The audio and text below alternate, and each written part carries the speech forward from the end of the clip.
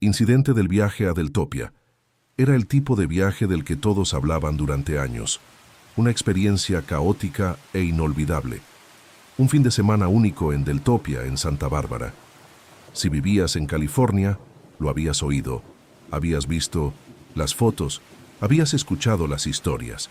Las fiestas, las multitudes, la música, la energía, era más que solo una tradición universitaria, era un rito de iniciación. Sin embargo, para mí, era algo que nunca había experimentado. No era mucho de fiestas y siempre preferí los momentos más tranquilos en la universidad. Pero con mi último año rápidamente llegando a su fin, me di cuenta de que era mi última oportunidad para participar en esta locura. Así que cuando Hunter, uno de mis mejores amigos, me invitó a unirme a él y a algunos otros para las festividades de Deltopia, decidí decir que sea. Sería mi última oportunidad para experimentar algo legendario antes de que todos nos graduáramos y pasáramos al siguiente capítulo de nuestras vidas.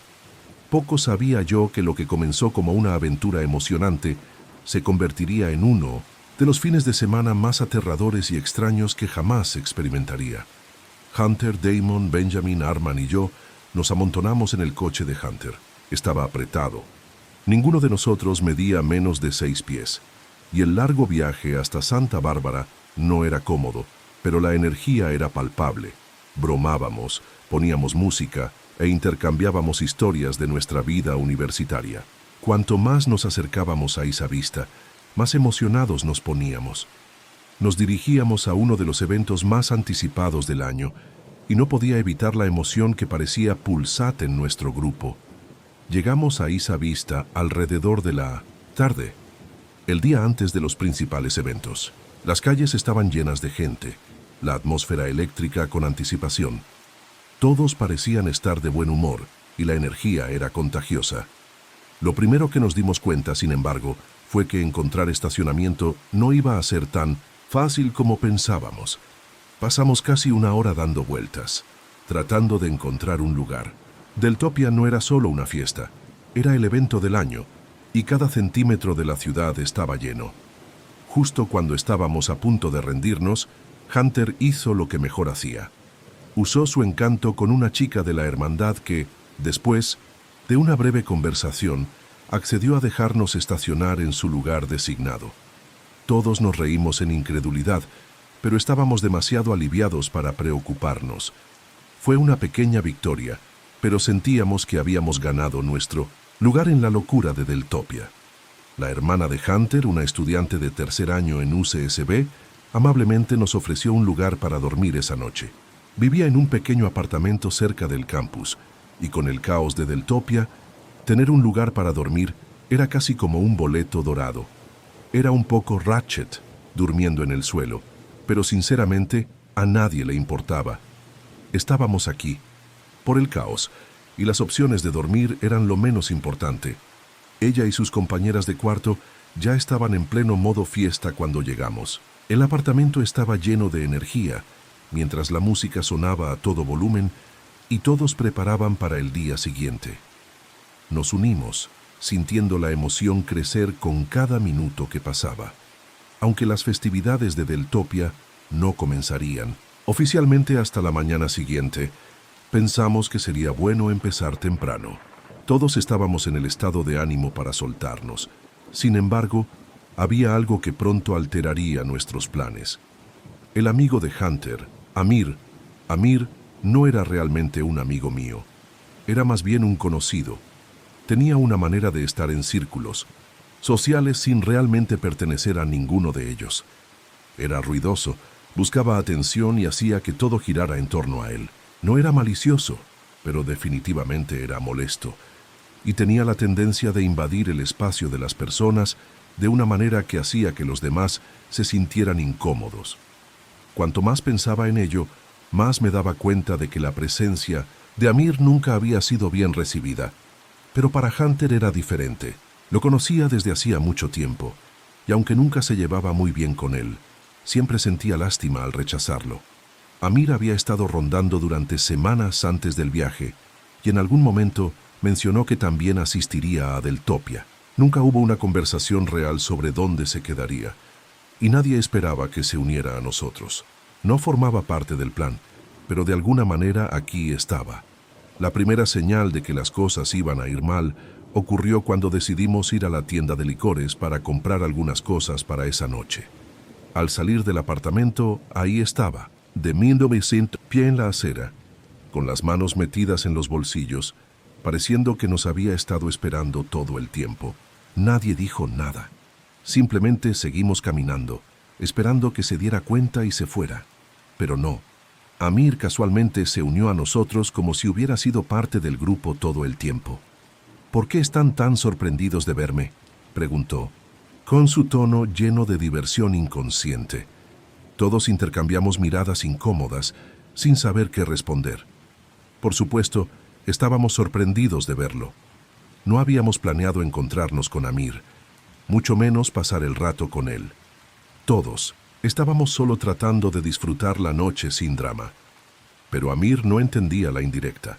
En su lugar siguió caminando junto a nosotros, hablando de cosas aleatorias de las que a ninguno le importaba. Fue entonces cuando comencé a sentirme incómodo. Había algo inquietante en su presencia. No solo era parte del grupo, él estaba tratando de obligarse a sí mismo en el centro de todo. No pertenecía aquí, y sin embargo actuaba como si lo hiciera. Una vez que regresamos al apartamento, las cosas tomaron un giro más oscuro. Amir, con su falta típica de límites, pidió si podía usar el baño. Hunter accedió a regañadientes, pero eso fue solo el comienzo. Amir, sin pedir permiso, pasó frente a la hermana de Hunter cuando ella abrió la puerta, anunciando que se quedaría allí esa noche. «¿Espera qué?», preguntó la hermana de Hunter, claramente confundida. «Me quedo aquí», dijo Amir pasando junto a ella sin esperar una respuesta. Era una cosa que Amir se uniera sin previo aviso, pero esto era otro nivel. Acababa de entrar al apartamento como si fuera dueño del lugar. Hunter, dándose cuenta de lo que acababa de pasar, se puso furioso. Inmediatamente le dijo a Amir que se fuera, explicando que mentirle a su hermana y hacer como si estuviera en su casa no era aceptable. Pero Amir no terminó allí. Estuvo parado fuera de la puerta durante 20 minutos, tratando de convencernos de que pertenecía allí. Era claro que no se iría sin hacer una escena, pero Hunter no cedió. Finalmente, Amir se fue, aunque no sin hacer un último intento de hacernos sentir culpables.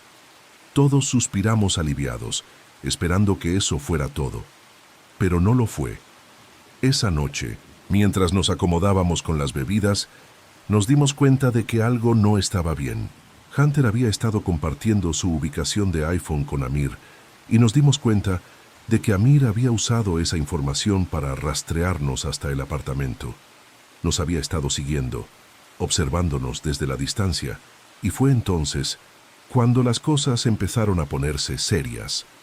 A la mañana siguiente, Deltopia llegó con toda su fuerza. Las calles estaban llenas de gente, y la energía era eléctrica, pero en el fondo de mi mente no podía quitarme la sensación de que algo no estaba bien. A medida que el día se desarrollaba, la tensión entre nosotros y Amir seguía creciendo. Esa noche, después de un largo día de fiestas, me desperté en un sudor frío. Un sonido extraño resonó en el apartamento, el cristal rompiéndose. Me quedé paralizado, mi corazón latiendo con fuerza. Nadie más parecía estar despierto. Agarré lo primero que pude encontrar, una botella de vino, y comencé a moverme, cautelosamente hacia el ruido. Cuando entré en la sala, la escena que me recibió me heló la sangre. La puerta corrediza al balcón había sido completamente destrozada. Una roca gigante estaba en el medio del suelo, rodeada de cristales rotos. El ruido había venido de Amir. Lo supe. Mis instintos me decían que él estaba detrás de todo. Corrí de vuelta a despertar a Hunter, diciéndole que me respaldara. Al acercarnos a la sala, noté algo que me detuvo en seco. La manija de la puerta del armario se movía. Era Amir. Dudé por un momento. Mi corazón latía con fuerza en mi pecho. Estaba a punto de abrir la puerta cuando pensé mejor en no hacerlo, y rápidamente regresé para despertar a Hunter. Los dos nos acercamos a la puerta, pero cuando la abrimos el armario estaba vacío. No fue hasta que Hunter alcanzó dentro y sacó un enorme cuchillo de cocina que el peso de la situación me golpeó. Amir había estado parado detrás de la puerta con un cuchillo. Estaba listo para atacar, pero de alguna manera lo habíamos atrapado antes de que fuera demasiado tarde. Esa noche marcó el fin del caos para nosotros. Llamamos a la policía, pero no hicieron mucho más que tomar el reporte. A la mañana siguiente tuvimos que irnos, y Hunter estaba especialmente preocupado por dejar a su hermana atrás con la amenaza latente del comportamiento impredecible de Amir. Más tarde descubrimos que Amir nos había bloqueado a todos en nuestros teléfonos, desapareciendo completamente de nuestras vidas. Y esa fue la última vez que supimos de él. Se suponía que iba a ser un viaje por carretera común, uno de esos viajes despreocupados donde pasas horas en el coche, simplemente hablando, riendo y disfrutando del viaje. Mis amigos Sebas, Kai y yo decidimos hacer un viaje espontáneo a Austin, Texas, solo para escapar de la monótona rutina de la vida en la base por un día. Estábamos destinados a una base militar en San Angelo, Texas, y por mucho que apreciáramos la camaradería y el sentido de propósito, podía volverse asfixiante. Las mismas caras, los mismos lugares, día tras día. Necesitábamos un cambio, aunque fuera solo por un día. Así que empacamos la SUV de Kay y nos pusimos en marcha. Llevábamos aproximadamente una hora de viaje, conduciendo por una extensión vacía de carretera, cuando Sebas, que estaba en el asiento trasero, de repente habló. «Oigan, ¿han notado el coche que nos sigue?», preguntó con su voz llena de confusión. Miré por el retrovisor apenas alcanzando a ver un vehículo de color oscuro. Nos seguía a un ritmo constante, ni demasiado rápido ni demasiado lento. Simplemente allí. No parecía particularmente extraño al principio. Conducir por la carretera generalmente significaba largos tramos, donde ves otros coches aquí y allá. Pero luego, Kay cambió de carril para ver si el coche nos seguía. Y por supuesto, lo hizo. Sin dudarlo, el vehículo replicó exactamente nuestros movimientos. Kay, ahora sospechando, volvió a cambiar de carril. El coche hizo lo mismo, manteniendo una distancia constante detrás de nosotros. Fue entonces cuando las cosas empezaron a sentirse un poco raras. No era un conductor común, era deliberado. Quienquiera que estuviera en ese coche, claramente estaba prestando atención a nosotros. Sentí un escalofrío en el estómago. Es uno de esos presentimientos que no puedes explicar, pero sabes que algo no está bien. Algo sobre la situación. No se sentía correcto. Condujimos un minuto o dos más, con el coche todavía siguiéndonos, y luego, sin previo aviso, las luces traseras parpadearon. El repentino destello de luz brillante en el espejo me hizo acelerar el corazón. Mis instintos se pusieron en alerta y supe exactamente lo que estaba pasando. Nos estaban deteniendo. Kai no dudó.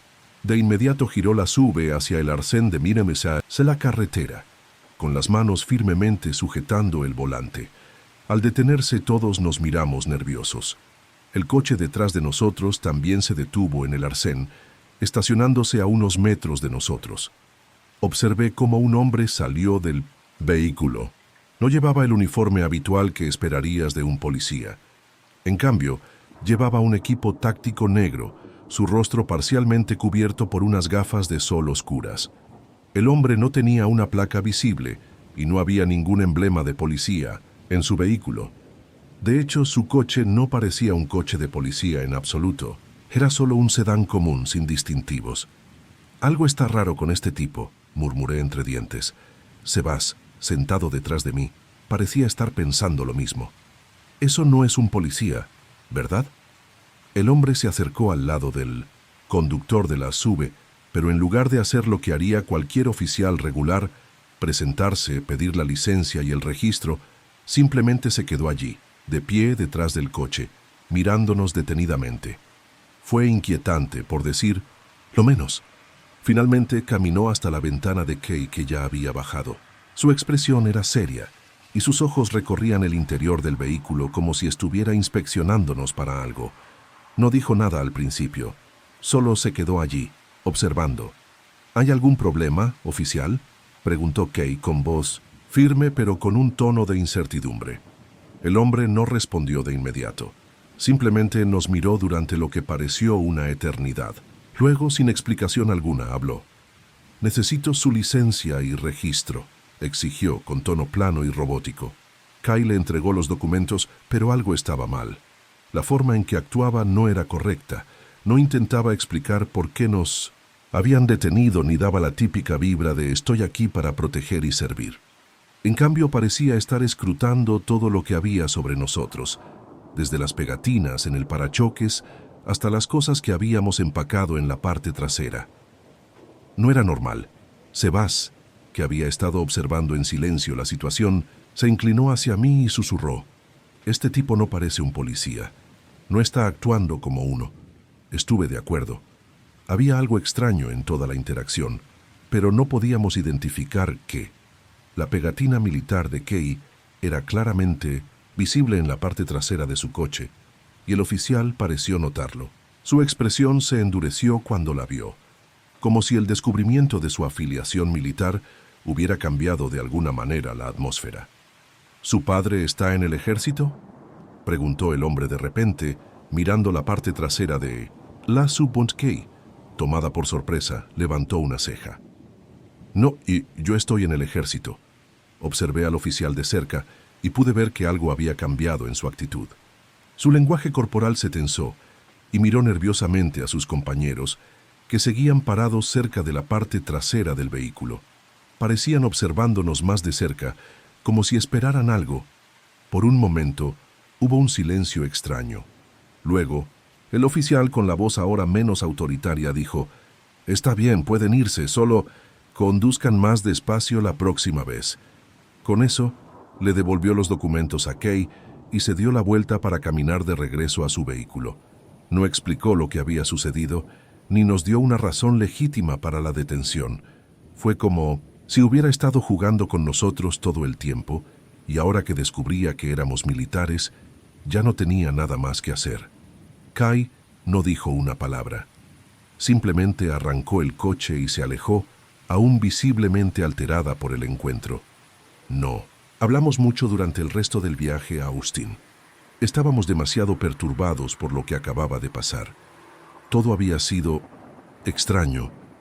No podíamos deshacernos de la sensación de que esos hombres no eran realmente policías. Habían actuado de manera demasiado rara y su presencia era demasiado inquietante.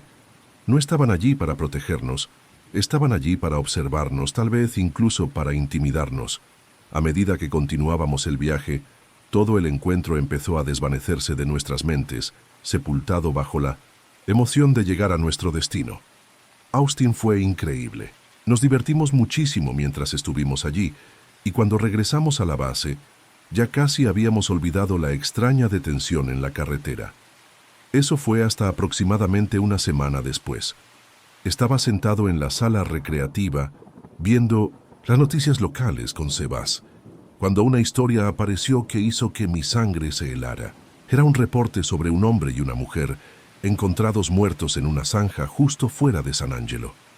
Las víctimas habían sido robadas y asesinadas, y los investigadores sospechaban que habían sido arrojadas allí la noche anterior.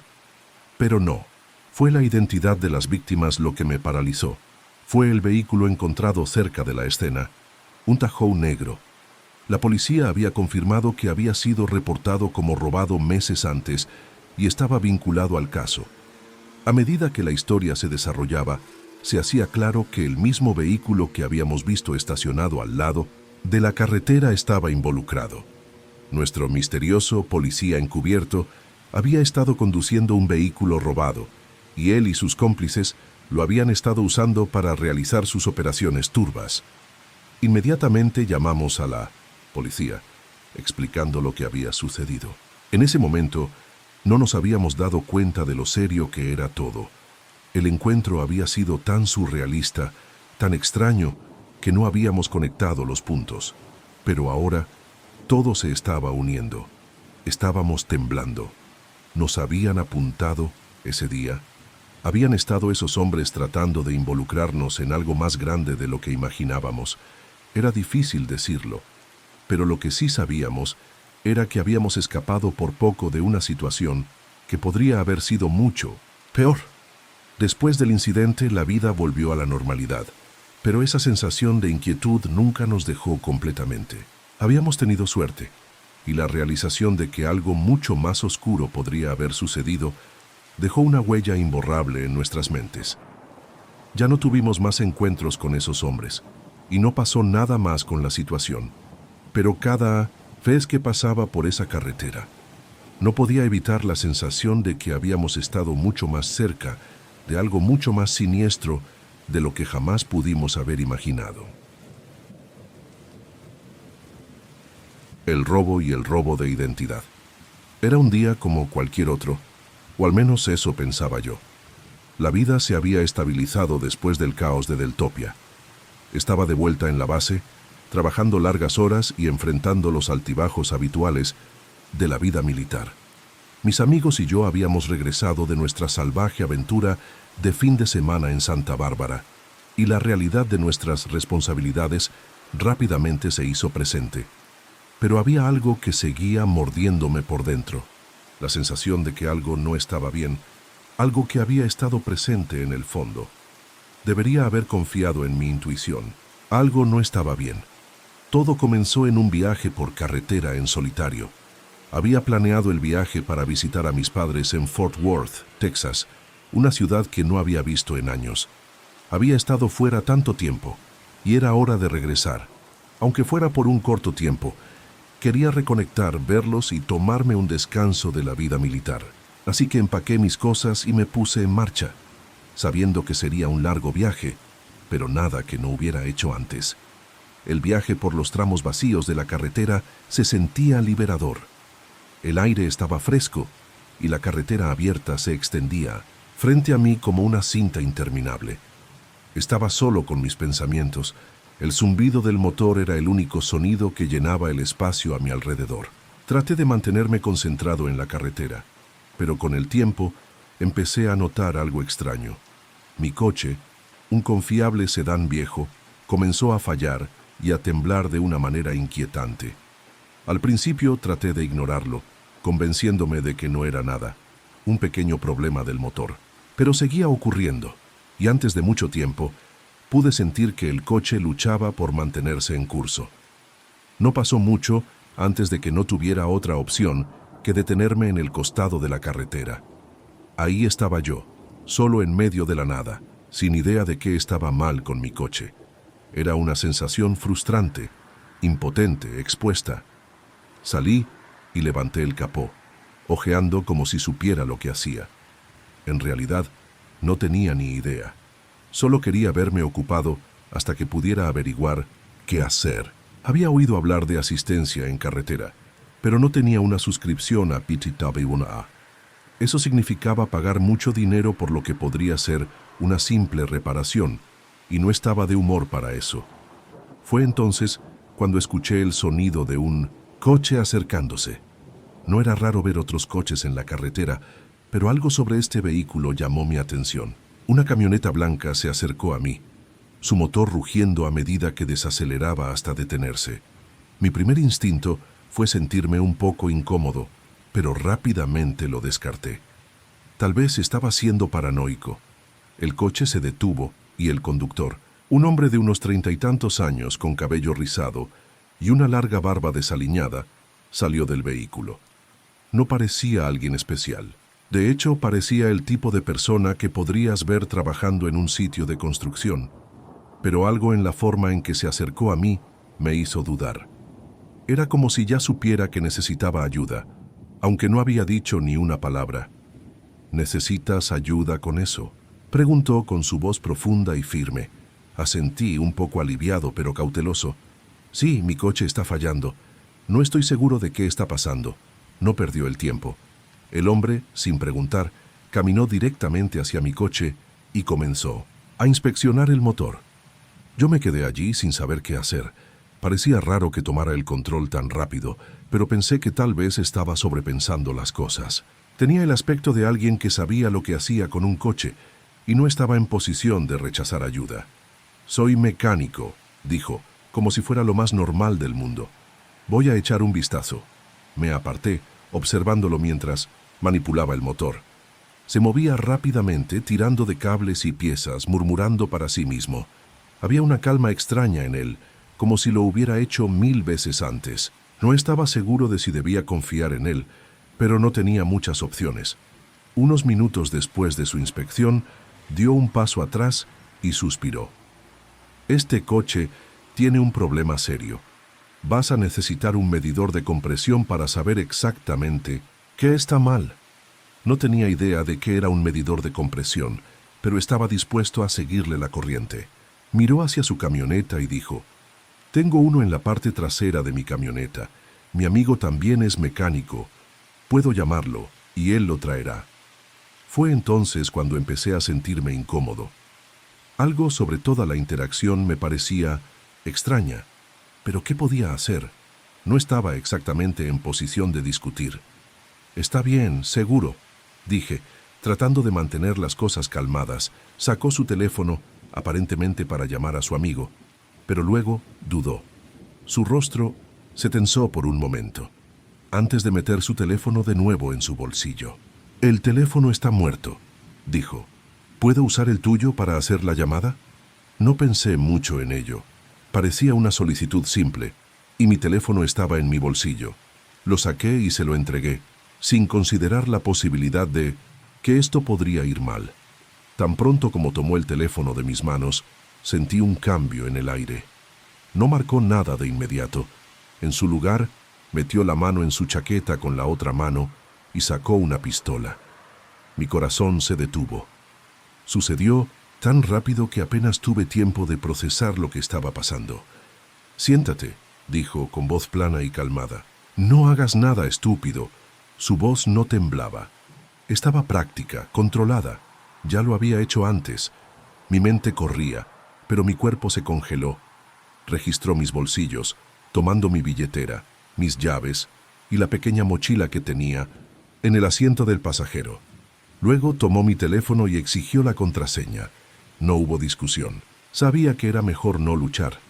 Cuando terminó su trabajo y comenzó a alejarse, mis piernas finalmente empezaron a funcionar. Mis manos temblaban, pero sabía que tenía que irme. Estaba procesando lo que acababa de pasar cuando él se subió a su camioneta y se fue, dejándome allí parado en shock. Durante unos minutos solo me quedé allí tratando de entender todo. Acababa de ser robado y no sabía qué hacer después. No tenía teléfono, mi billetera se había ido y estaba a kilómetros de cualquier lugar. Afortunadamente, unas horas después, alguien más se detuvo para ayudar. Me llevaron al pueblo más cercano y llegué a la casa de mis padres esa noche. Pero eso no fue todo. Unas semanas después, la pesadilla comenzó a desarrollarse. Empecé a recibir cartas de un banco que no reconocía, agradeciéndome por abrir una nueva línea de crédito. Luego llegó otra carta de Best Buy, detallando una tarjeta que había abierto. Y ya había acumulado más de 1000 encargos. Ahí fue cuando lo entendí. Había sido víctima de robo de identidad. El ladrón tenía todo lo que necesitaba: mi número de seguro social, mi identificación y la información de mi tarjeta de crédito. Pasé las siguientes semanas tratando de recuperar mi vida. Llamé a la policía, presenté informes y congelé mi crédito, pero no se detuvo ahí. Comenzaron a aparecer más cargos fraudulentos. Recibí llamadas de mi proveedor de seguros de salud diciéndome que alguien había recibido atención de emergencia a mi nombre en un hospital en Georgia. Sentía que mi vida se estaba desmoronando.